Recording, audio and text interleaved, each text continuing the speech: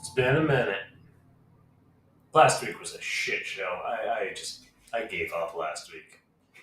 It was just a shit show. Yesterday I owed you a video, but I was getting my truck running finally, so I'm sorry. But, I kind of have to have a way to get to my day job, so gotta do what you gotta do sometimes. So I want to talk about the extreme violence from the left wing that we've seen. And I want to talk about the rhetoric that causes it because it is something that it's not stopping. This rhetoric caused Charlie Kirk to be murdered. And they don't dial it back on the left. The right says, okay, we need everyone to come together for a moment of peace and sincerity, and we all need to stop this nonsense. My head's itchy. I was wearing a hat all day. My head's kind of itchy. The right says we need to stop the violence and we need to come together and we need to be friends. And the left says, friends with you, Nazi? Hell no. So here we are. We have a cult that has emerged called the Zizans, or the Zizans. Or I guess that's the nicest way to say retard now. It is responsible for murders. A few weeks ago, a Trump official was assaulted in a bathroom at a UN, nonetheless. And all because of people like J.B. Pritzker, who say that the right should not see a moment of peace, which I have that actually. We'll pull that up here in a second and we'll talk about it. You'll see the clip. And the way they erupt into cheering when he says it, it's insanity. We've had people murdered for their political beliefs, killed in the street. Hey, we got a Trumper here. And a man was shot dead. 2 to the chest. Dead. Because he believes in Trump. Charlie Kirk was murdered because he believed in President Trump. People are getting killed over this violent rhetoric, and the left continues to push it. I don't know about you, but I'm tired of it. I am beyond tired of the left thinking that they can bully us into submission. I don't want to stand for it. It's not a world I want to live in. It boggles my mind that people want to live like that. In a world where the violent left just says something and it's true and everyone falls in line and everyone does what the violent left says. It's getting old. I'm getting tired of it. We see it happen time and time again. We see it over and over again. The left sets the tone with rhetoric. They set the narrative with their rhetoric. And then we have conservatives, Republicans, libertarians, people who just disagree, getting murdered in the streets. If you don't believe me, here's the clip of J.B. Pritzker. I should probably share the audio so that you can hear. Let's try that again. And let me make sure my audio is on my... Uh-oh. I wasn't prepared. Is anyone surprised that I wasn't prepared? I was gaming with the homies. I had to use the headset. There we go. There we go. Now let's listen to J.B. Pritzker call for violence. Where did I go? That was weird. Anyway, let's listen to J.B. Pritzker call for violence.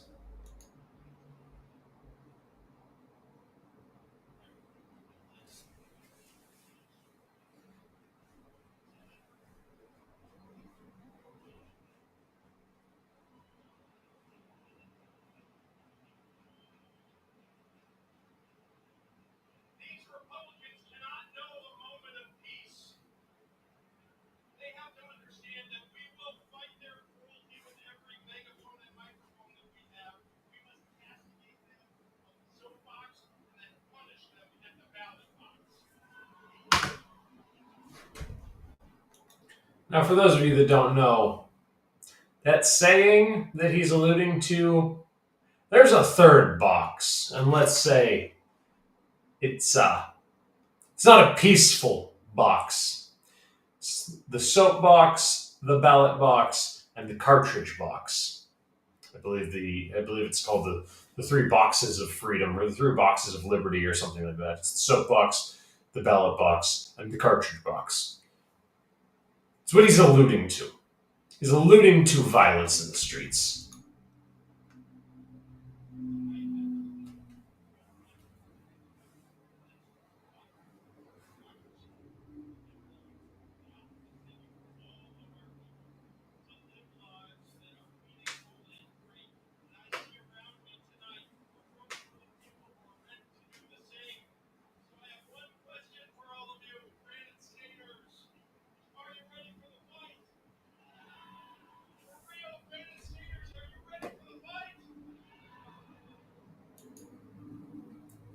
That is the closest thing to a direct call to action that you can get without him actually saying, we need to physically fight these people.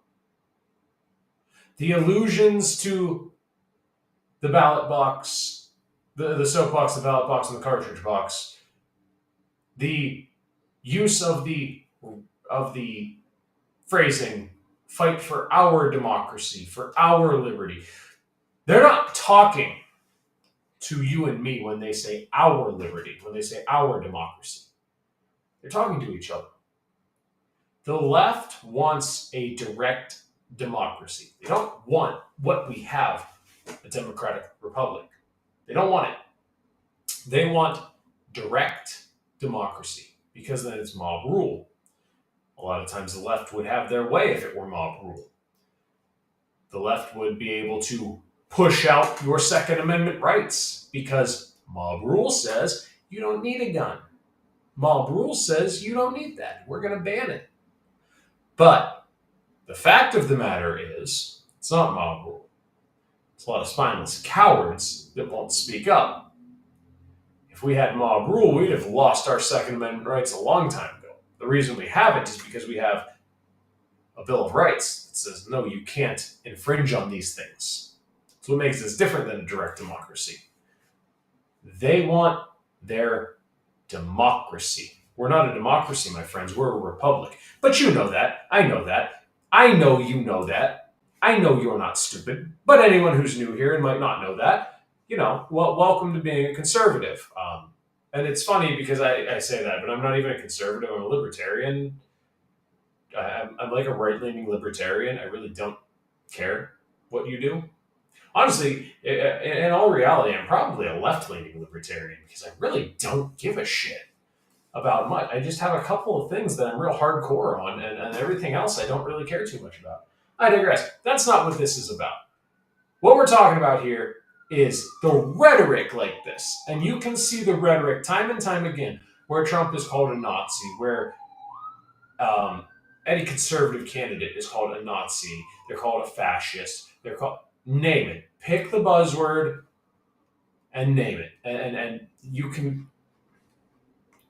let's see. I'm just out of curiosity. What happens if I type in Trump fascist?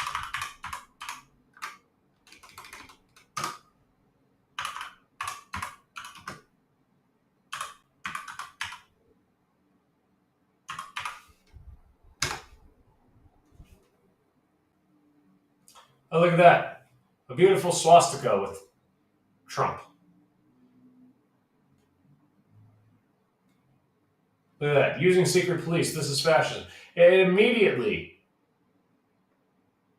we get lines on Twitter, people calling Trump fascist. Immediately.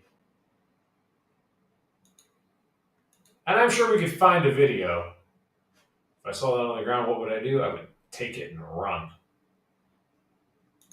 We see it time and time again, though, where Trump is called a fascist, where Trump is called a neo-Nazi, where people like Dan Crenshaw, for God's sake, were called fascists and neo-Nazis. And Dan Crenshaw is a spineless coward who voted against the interests of gun owners after promising the citizens of Texas that he would vote in their interest to protect their Second Amendment rights.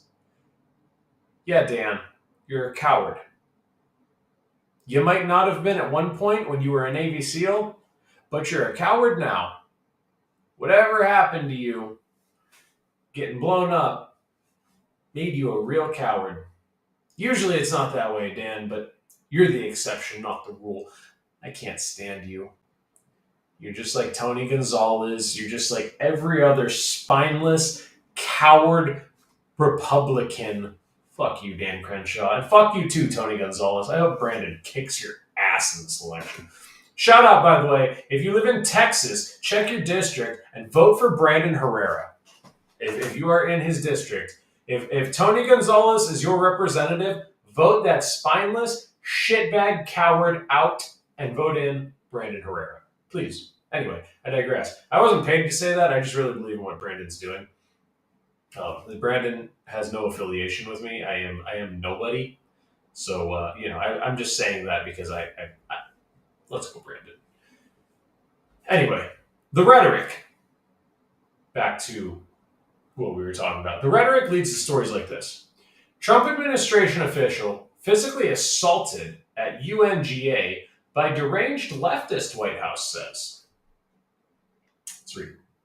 A Trump administration official was physically assaulted by a, quote, deranged leftist inside the United Nations Thursday afternoon during the gathering of a UN General Assembly. Now, this is a few weeks old, so that was not this Thursday. This is a few weeks ago. I'm just trying to make a point here because there's a few things that I wanted to talk about, but I kind of want to wait to see what happens. So I figured we could talk about the derangement of the left. Where were we? An official working with the International Relations for Department of Health and Human Services was in New York City serving a support role for HHS Secretary Robert F. Kennedy Jr. and the department's leadership team at UNGA. An HHS official was followed into a bathroom, recorded, physically assaulted, and verbally accosted by a deranged leftist at the UN who somehow entered the venue past multiple layers of security. White House Deputy Press Secretary Anna Kelly told Fox News Digital. Thankfully, the official is safe and the lunatic was arrested.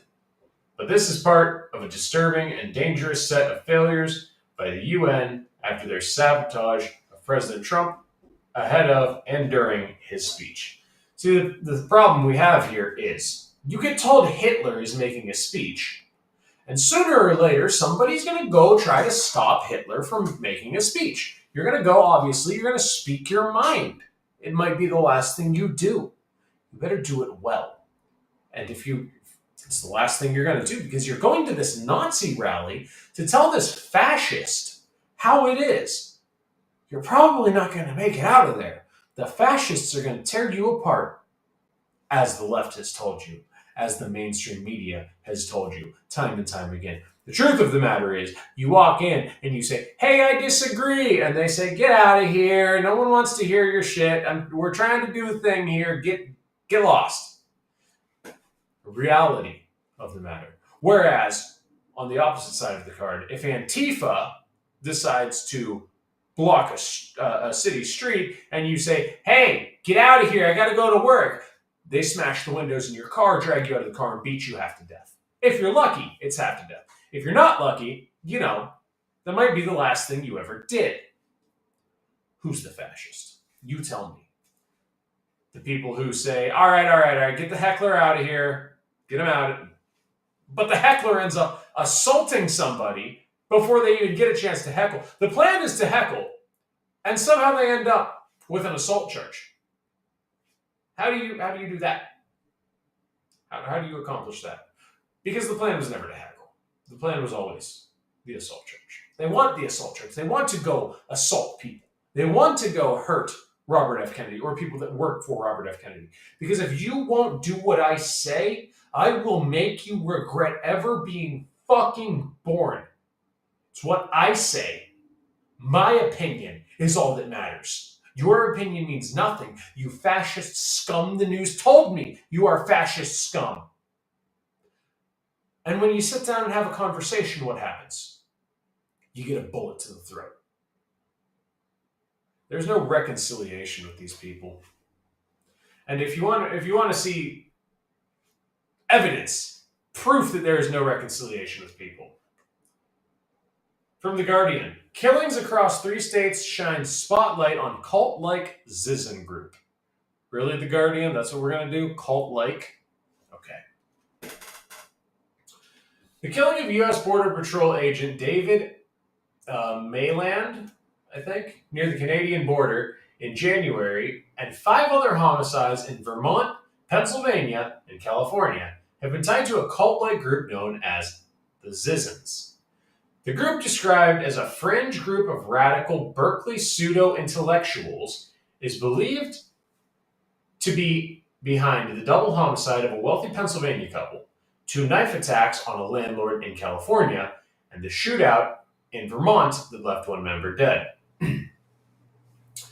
4 alleged members of the group are already in custody on murder charges, while 3 are on the run, including Jack Amadeus Ziz Lasota, 34, who goes by she/her pronouns and is the group's apparent leader. It's a man. It's a dude. I did some research before this. It's a guy.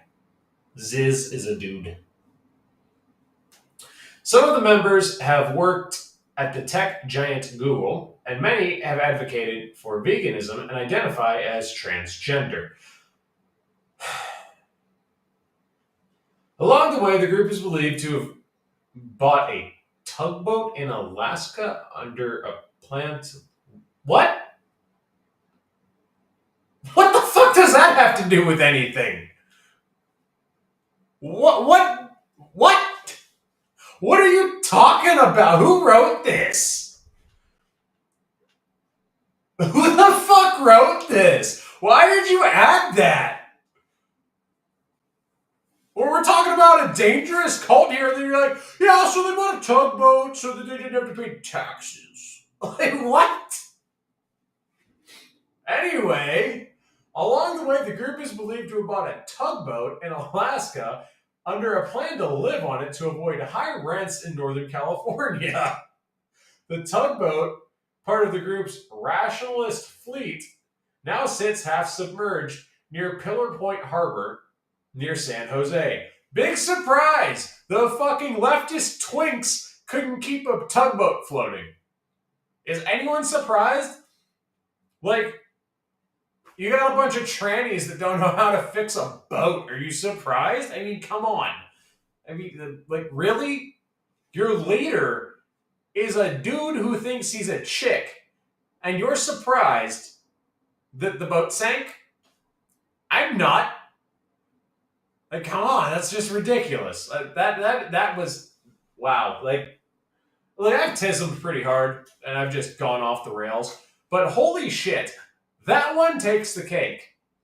Now, they're believed to be murderers. There's a few of them that have been arrested for murder. They bought a boat. What? They might be dangerous murderers. They might be in your area. Some of them are on the run. They bought a boat. It's just, it doesn't, what do you, why is that part of it? Anyway, much of what's known about the Zizens' philosophy is gleaned from online postings in which Lasota wondered what would happen if society were stripped of morality through evil people ganging up to kill off good people, or in the group's signal, ultimate required sociopathy. Do I need to say any more? So these are people that are, like, open sociopaths. They're like, yeah, we're crazy, and we want to know what would happen if more crazy people did more crazy shit. I'm just saying you don't see the self-proclaimed sociopaths on the right forming a cult.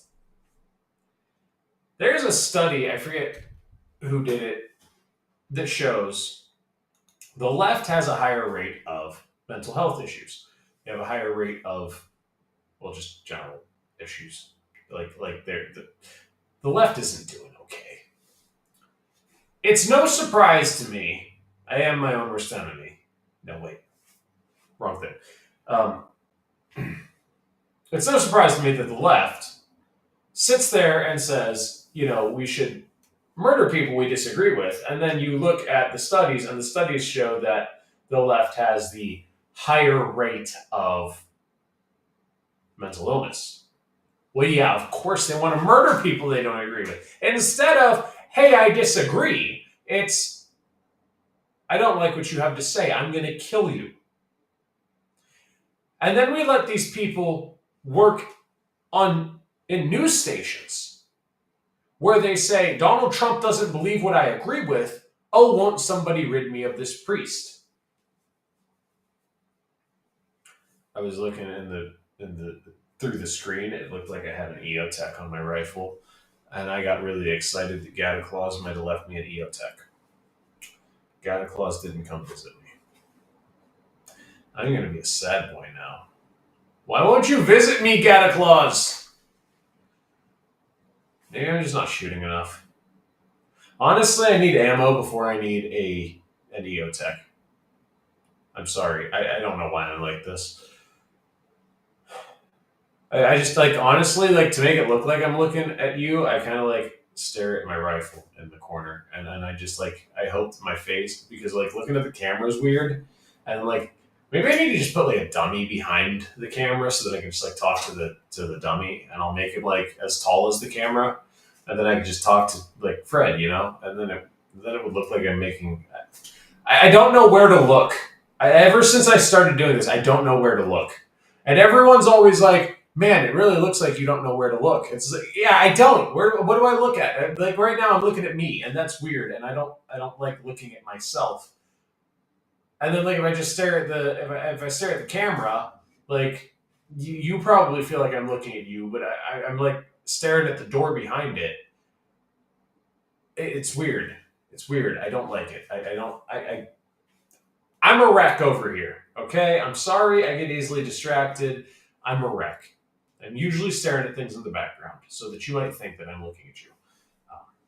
I'm probably not, because I'm not real. I don't even exist. I'm just a figment of your imagination inside of your phone. I'm not even a person. I've actually never existed a day in your life. I'm just AI. That's why I'm so inconsistent. Every once in a while I have to be reprogrammed, because exposure to the internet for an AI makes them left-wing. So occasionally I have to be reprogrammed. When I start to get those more liberal thoughts, yeah, they have to change it up on me and reprogram me. That's also why sometimes I have a watch and sometimes I don't. Programmers have to re-add the watch from time to time. Anyway, I digress. I totally lost my train of thought. I don't know where I was going with that.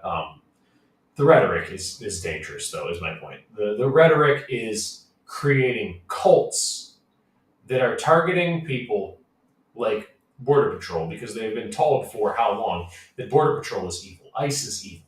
I mean, Border Patrol was, last month's evil of the week, I guess. We just, every new bad guy, the left says, oh, well, it's ICE. Oh, well, it's Border Patrol. Oh, it's this. Oh, it's that. And it costs people's lives. Time and time again, it costs people's lives. At some point, we have to hold these people accountable. I'm not a big arrest people for free speech kind of person. I'm a free speech absolutist. I believe you can say anything. You have the right to say whatever you want. But at a certain point, when it starts to cost people their lives, should you be held accountable? It's a moral conundrum for me, because as a free speech absolutist, I think, yeah, you have the right to say whatever you want to say. A joke between me and my IT guy is, you have free speech, I have free will. And the joke comes from when I try to explain, when I try to explain to people that I am a free speech absolutist, people are like, well, what does that mean? I believe you have the right to go into a black neighborhood and scream the N-word. That doesn't mean you're not going to get the shit beat out of you for it. People have free will. And so the joke started between me and Carter. I have free speech, you have free will. Or you have free speech, I have free will. Whichever way you want to look at it. And so the joke started there because people would always ask, what is a free speech absolutist? Well, you can say anything. But there's a certain tipping point where, yes, you can say anything, but should you? No, you shouldn't sit there and continue to call Trump a Nazi as people are being murdered because of the things you're saying. But they don't look at it that way. They don't realize, well, they do realize, but they don't care that the things they're saying are costing people their lives. They don't care. You are the enemy. You are a problem and you need to be dealt with, and they don't care how you are dealt with. As long as you're dealt with, that's all that matters. If you die tomorrow, the left does not care. They will not stop the rhetoric. If you were murdered on national television and the person that murdered you said it's because he followed Charlie Kirk, the left would go, yes, we did our job. One less. That's one less conservative. They're sick and they're twisted people. Now, obviously, I don't mean that every liberal would cheer. Obviously, that's not the case. But a large majority of them, look at how many leftists celebrated the death of Charlie Kirk. You think they wouldn't celebrate your death just the same? Be honest with yourself. Dig down deep. Do you think that they wouldn't look at the news and see fascist murdered and be happy about it? Of course they would. Of course they would be happy about it. They're insane. The left has gone off the rails. There is no discourse anymore. There is no debate anymore. Ever since Charlie Kirk was murdered, debate with these people is just a thing of the past. There is no debate. There is no talking to them. The let's talk about it guy is dead. The let's talk about it guy ain't here no more. The guy that told a black woman her children are a gift from God is not here anymore. The guy that told a trans person you should make sure that everything is right before you put drugs in your body. Go to your doctor, make sure all your hormones are right, make sure everything's right. This is a decision you genuinely want to do. Before you do anything with hormones, before you do any surgeries, anything, get with your doctor, make sure you're right, make sure you're right chemically, physically, make sure that you're everything's firing. Make sure you're firing on all cylinders. Make sure everything's right, everything's good and healthy, and then decide if you should do this. That's what he told somebody. He didn't say, I hate you because you're trans. He didn't say, you shouldn't be trans. He said, I hope you talk to your doctor, and I hope that you make sure that everything's right before you take any medications. And I pray for you that you don't go down that path. And I pray that if you do go down that path, you find happiness. That guy's gone now. Now you have people like me. Now you have people like me that say, you want to fight? Okay, let's fight. How do you want to do it? You want to battle wits? Let's battle wits. I'm okay with that. See where that goes. Because there is no more debate. There is no more talking about it. There is no more friendly banter on the mainstream scale. For 10 years, people like me, people like you, have been told that you're a Nazi, you're a fascist, because you believe that a woman should carry a baby to term, because you believe that people should be treated equally, because you believe that people should be given jobs not based on the color of their skin, but their character or their ability. That makes you a fascist. We've been told for so long that we're wrong because we're right. We're white. We're bad because we're white. We are colonizers. We are fascists. We are racists. We are pick the ist or the ism or the obic or whatever. We've been told that if we won't date a man with... we've been told if we won't date a woman with a dick, we're transphobic. We've been told if we won't date a guy who says he's a girl, we're homophobic. We've been told we are everything under the sun except good for at least 10 years. I started paying attention about 2015. It's when I really started paying attention to politics. I wasn't a Trump guy in the beginning. I was just somebody who was like, maybe. I mean, he's better than Hillary Clinton, but I would have voted for a ham sandwich over Hillary Clinton. That wasn't a stretch for me. I was not, oh yeah, Trump because Trump's going to fix it. I was like, yeah, I mean, Trump's a businessman, so we might have a good economy under him, but I don't think that, I think that's going to be about it. I think we'll have a good economy, and that's about it. And boy, peace in the Middle East, okay with that. I'm okay with peace in the Middle East. I mean, the Christian in me is like, hey man, we had peace. We had a good economy. People were thriving. People were doing good. I was happy with that. And then, Biden came in like a wrecking ball, destroyed all that, because the left is the party of chaos and anarchy. And not the good kind of anarchy either. Not the fun kind of anarchy. Not the streaking across the ball field because you're 4 beers in and your buddies decided it would be a good idea to talk you into it. No, that's a different kind of anarchy. That's harmless anarchy. I mean, unless a child sees your wiener, in which case that's kind of fucked up. You probably don't streak on national television. Don't streak in public. I mean, and this is coming from me, Mr. Fucking Traditional. I'm even pretty anti-skinny dipping, if I'm being honest. Just because the possibility that there might be children nearby. Now, if you've got a pond or a lake or a river on your private property and you want to go swimming butt naked, that's your business, not mine. But for the most part, maybe don't skinny dip in places that children have access to. I mean, you do you, but preferably not like where children can see you do you, especially if there's a surprising amount of you exposed. But I mean, that's just me, Mr. Traditional. I'm one of those people that I don't really care what you do. I don't care what your beliefs are, as long as we can get along. I have a friend who doesn't believe in God. Actually, I have a few friends that don't believe in God, and I tell them frequently, I hope you find God one day because I want you to be a part of my eternal life.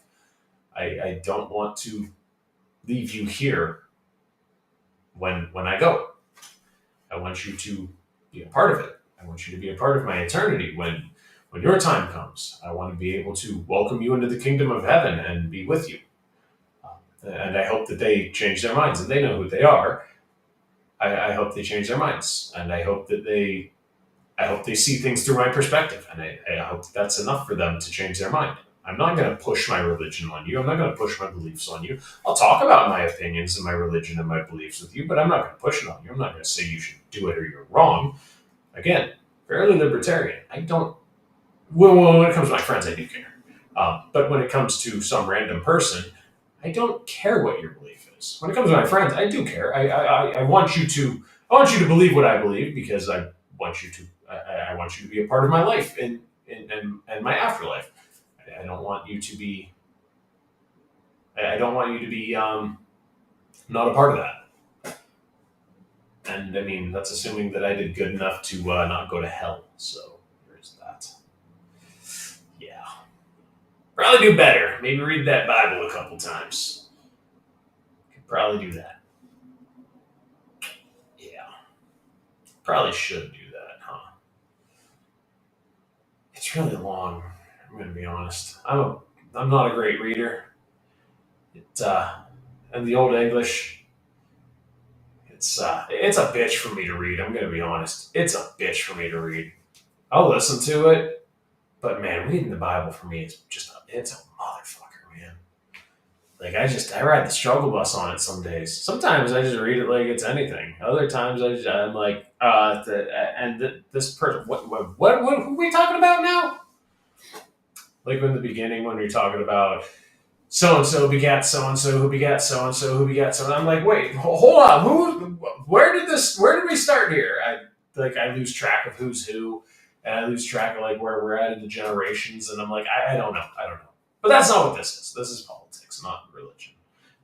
It's ironic because my grandfather used to tell me, 2 things you never talk about if you want to keep your friends is politics and religion. And here I am talking about politics and religion on a podcast, but I think it's important because I think the message of Christ is very important. And I think that now there is no place for Christians but the right. And I think we need to start accepting Christians on the right. I think we need to start being, well, I mean, we've obviously been the ones accepting Christians. We need to accept the new Christians. The ones that maybe don't know as much about Christianity, the ones that are maybe relatively new to Christianity and have said, I've been a liberal for my whole life, but I feel I can't be a liberal anymore because they're so pro-abortion. Yeah, welcome to being a conservative. If that's you, welcome to the right. Welcome to being one of us. You fall right in line with us. There's a lot of us out there that are, I'm liberal on this, that, and the other thing, but I just can't vote Democrat anymore because they're so pro-abortion. It's not pro-life or pro-choice anymore. It's pro-life or pro-abortion. Like choosing to keep the baby is looked at as pro-life now. It's murder it or nothing. Those are your two options. And I take the Rand Paul approach to abortion. It shouldn't be illegal. It should be unthinkable. I just... Was that Rand Paul or was that Ron Paul? I don't remember. It was one of those two. It was either Ron Paul or Rand Paul said abortion shouldn't be illegal. It should be unthinkable. And me personally, I fall somewhere in the middle on healthcare. I'm pro-capitalist. I'm as capitalist as it should be. But I also think that these healthcare companies should be good enough people, or should be run by good enough people, that if somebody's going to die, we're not going to charge you so you don't die. We're going to keep you alive. Because as a Christian, that's what I would do. If I could do it, I would keep you alive, and I'm not going to charge you for it. If you have a tumor that needs to be removed, or you're going to die, we're getting that tumor out. We'll figure the rest of it out another time. I don't care if it costs money. You're not going to die. But we don't have that. I'm okay with some level of basic health care keeping you alive, not costing you money. But if I'm out riding wheelies on my dirt bike and I break my arm falling off of it, I should probably pay money for that. I should probably learn my lesson and not be an idiot. Now, I don't think free healthcare is the option, but I think some form of basic free healthcare would be an option. But I'm so afraid to even concede to basic free healthcare because that leads to socialized healthcare. And everyone knows socialized healthcare is no bueno. I mean, my wife, I think I've told the story, my wife had dysentery or something along the lines, something similar to dysentery, when she was in Guatemala, and they couldn't afford to bring the doctor to her, and she was too sick to travel to the doctor, so she just didn't get seen. She just suffered through dysentery until her body naturally fought it off. I think it was dysentery. I don't know exactly what it was. I wasn't there, but for what it sounds like dysentery. It was some waterborne illness that, you'll fight it off eventually, and she did. It took her a couple of months to fight it off, and just kind of like her body built up the natural immunity. But she was too sick to travel to the doctor. And in Guatemala, if you can get the doctor to come to you, but you have to pay for the doctor's travel. Well, they didn't have the money to buy the doctor a bus ticket. Also, they lived out in the middle of nowhere, where the bus doesn't necessarily run to their door. So how do we get the doctor from the bus stop to our house with all his stuff? We need a vehicle. Well, her aunt had a Jeep. She didn't have enough money for gas because in third world countries, gas is ridiculously expensive. And I know what you're going to say. Oh, well, America's a first world country. That's not an issue. No, maybe that specifically is not an issue. The issue then falls into, we have some first and second world countries that have free healthcare, and they essentially work off a tip system. You tip the doctor. If you're going to have a child, it's a customary tip of $700 or whatever. Still cheaper than here in the US. However, if you don't tip the doctor, 60-40 your kid might die. So, there's that. I digress. This isn't about that. This is about rhetoric, and somehow I got off topic again. I'm sorry. If you enjoy the autistic ramblings, let me know, and I'll just I won't even try to hide it anymore. I just something catches my attention, and then it just bang, bang, bang, bang to the next thing and the next thing and the next thing. You ought to see me when me and my brother get together. Holy shit, the tism is strong. The tism is real fucking strong. It's bad. It's bad. It usually starts and ends with the apocalypse, but somehow we touch every other topic in the possibility of topics. It's a lot of times it'll start out. We'll be in the woods, and I'll be talking about the Jeep, and then it's starts a tism about that, and then that sparks a tism about, oh yeah, and when the apocalypse kicks off, we'll be able to do X, Y, Z. Here, I'll give you an example real quick, and then I'll end this out.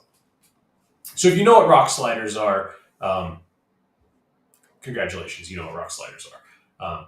If you don't know what rock sliders are, it's big, thick piece of metal. It goes under your rocker panel, and essentially, if you drive off-road a lot, it protects your rocker panel from hitting rocks, hence the name rock slider. It hits a rock and slides off, whereas your rocker panel would dent.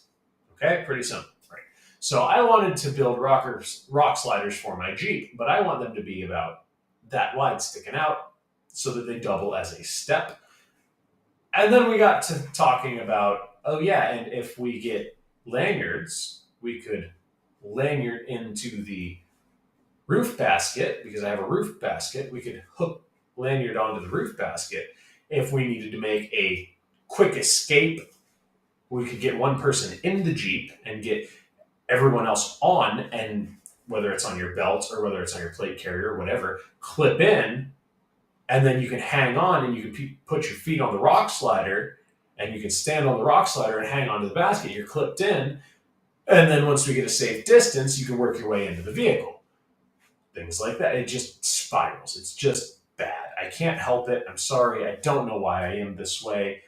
My mom took a lot of Tylenol when I was a baby, when she was pregnant with me. It was the 90s. We didn't know any better. I mean, come on. That's all I got for you, though. Yeah, I am autistic because of my mother. Thanks, Mom, if you're watching. If you've made it this far, Mom, give me a hi, Mom, in the comments if you want to say hi to my mother, I guess. You weirdo. Don't talk to my mom, you creep. That's all I got. That's it. Anyway, I will see you all in the next one. I hope you enjoyed. I apologize for not having a video yesterday, but I had to get that truck running, and it started running, and then I had to do a little bit of stuff to it. And then obviously you got to go on the late night test drive with the homie because you already forgot. You already blew past time to do work, so might as well go out on a late night test drive. Nothing better to do. So, yeah, that's all I got.